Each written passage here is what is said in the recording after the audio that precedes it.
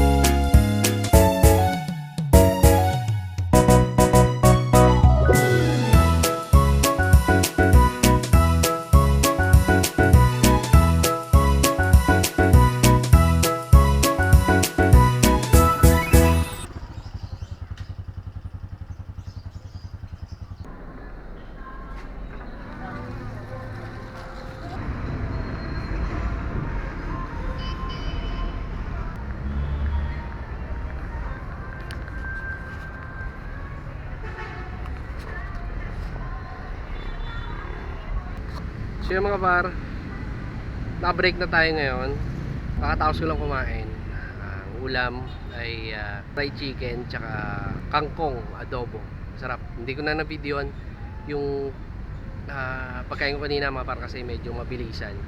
Kasi may naka-reserve. May mga naka-reserve kaming mga customer mamaya. 4 PM tsaka 6 PM. 16 packs tsaka 12 packs, dalawang 6. So nag-break na ako agad, pinabreak na ako ni Madam Noemi para maka-prepare tayo ng mas maaga, maka-serve tayo ng mas maayos mamaya. So ngayon, nandito tayo mga par, tamang chill muna tayo. Tamang babe kasi medyo nabusog ako. Ayun, isang oras naman yung break natin.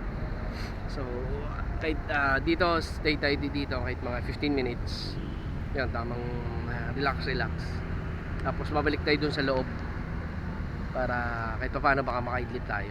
Titingnan natin. So itong place muna natin sa ngayon dito mga par. Ayan.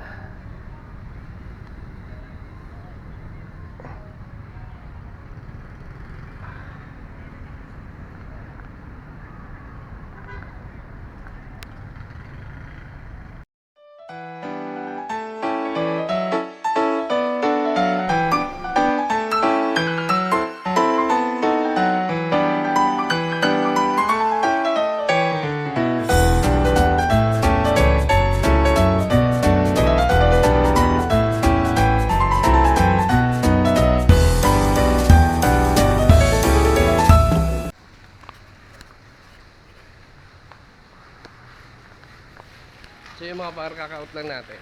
Ayan, ito sa lubong tayo yung misis.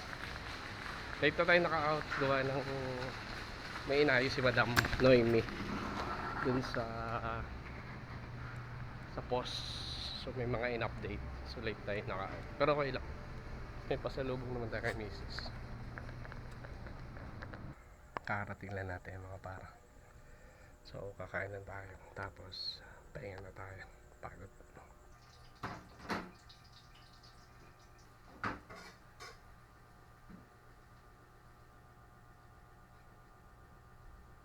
So yung mga par, kakatapos na natin kumain.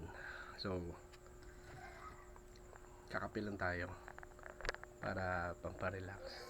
Tapos tutulog na rin tayo.